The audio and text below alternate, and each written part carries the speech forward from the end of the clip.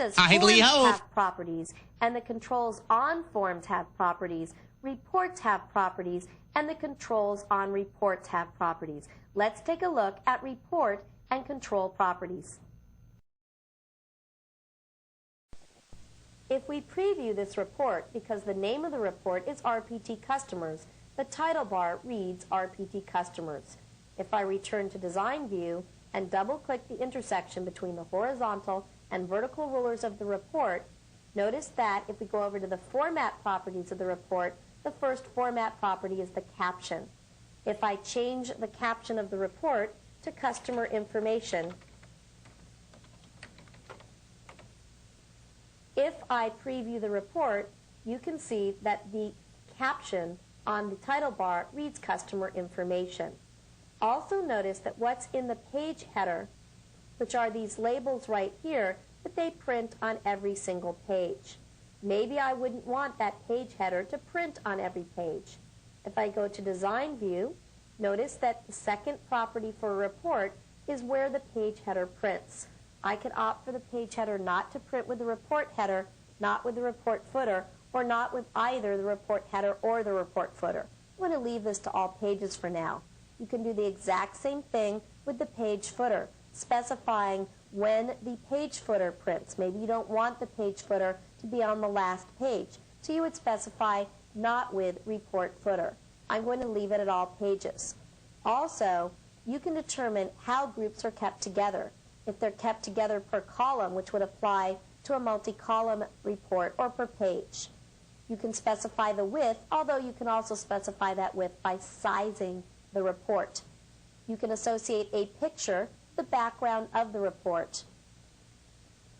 And you can also specify values for the grid lines and how you want to lay out the report and where it gets its colors from. Other important properties for the report are under the Data tab. The record source is where the report is getting its data from. This is going to be either a table or a query, and as we're going to cover at the end of the section, you're almost always going to want to base your reports on queries. You can further filter the data, so if you wanted to base the report on the customers table, you could then set the filter or the order, and this would augment whatever was set in the underlying query. Now realize, if the record source for the report is a query, which only gets you the customers in California, you cannot filter to get the customers in Utah. You need to filter to further refine the data that's already included in the underlying query. The event properties are going to be discussed in a later section of the course. The event properties have to do with the events associated with the report, such as when the report is opened, whenever it becomes active, when there's no data in the record source behind the report, or when you move to each page of the report. The other properties of the report are properties that don't fit into any other category. They have to do with things like how the data underlying the report is locked in a multi-user environment. These various properties are going to be covered as appropriate through the remainder of the training series. Just as the report has properties, the controls on the report have properties. Those properties are broken down once again into format, data, event, and other. Most of these properties are exactly the same as their counterpart on forms. So I'm not going to cover most of them. I'm going to cover a few special ones here that are different. I do want to point out that depending upon the type of control you select, the properties are going to differ.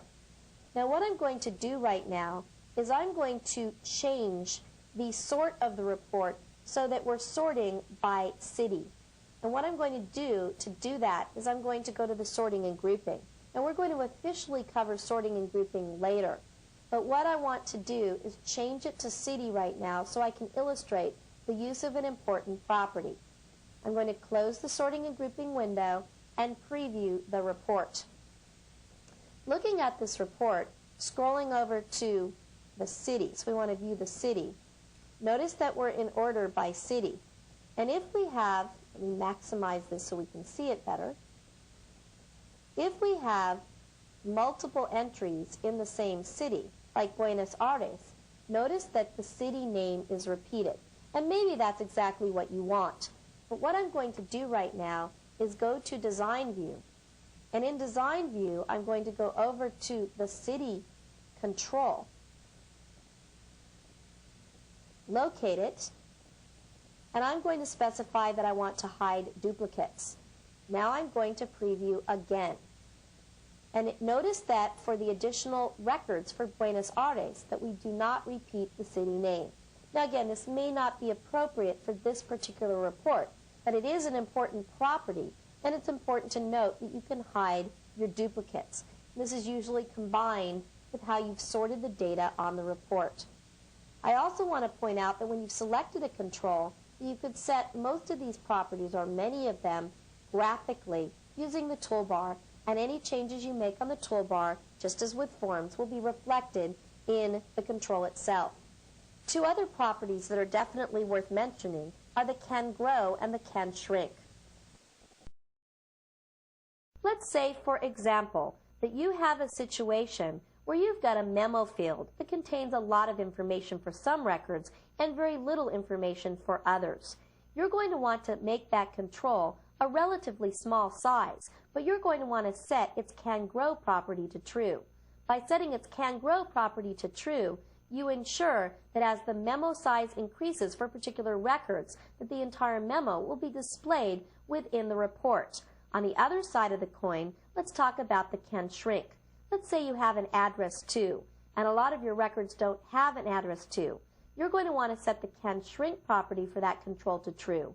By setting the can shrink to true, you ensure that if there's no data within that control, that control does not take up space on the report. Let's go over to the Data tab. And on the Data tab, this is where we specify where this control is getting its data from in the record source underlying the report. And we can specify an input mask, and we can also work with something called running sum. To show you running sum, which is another important property, what I'm going to do is decrease the size of the company name by selecting the company name, both the text box and the label, and making them smaller. I'm going to use the toolbox to add a text box to the report, add it to the detail section, and I'm going to delete the label that's associated with it, the attached label. And I have an unbound control.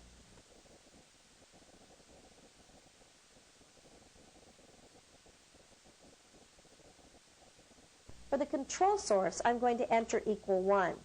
And then what I'm going to do is set the running sum to over group.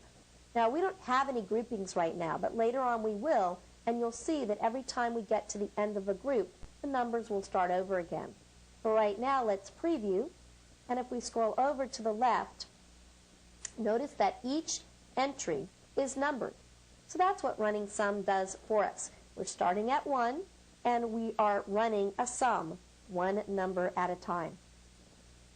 Going back to Design View, let's see what other properties are available.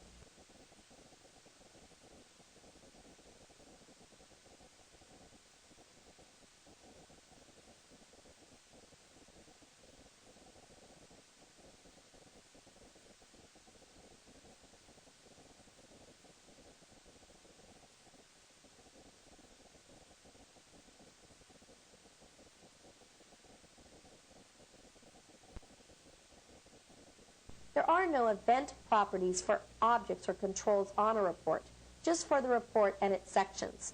Under the other properties are just a couple of miscellaneous properties.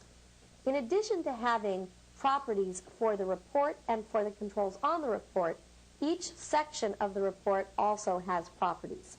Things such as whether or not we're going to force a new page before or after that section prints, and whether we're going to force the data in that section to be kept together. You can also hide and show sections, so you can use the same report for detail, summary, or both, and in fact that's covered later in the training series. Now what I need to point out, very important, is that if you have a control in a section that has the can grow set to yes, you also have to set the can grow property to yes. Same thing for can shrink. If you don't do that for the section, although the control can grow or shrink, the section cannot grow or shrink accordingly. Sections do not have any data properties. They have event properties that we're going to cover later in the training series. And under the Other tab, they just have two properties, the name and the tag, which is a special user-definable property that you can set when you're programming reports. Well, we've covered the report properties and the control properties. Now we're going to move on to bound, unbound, and calculated controls.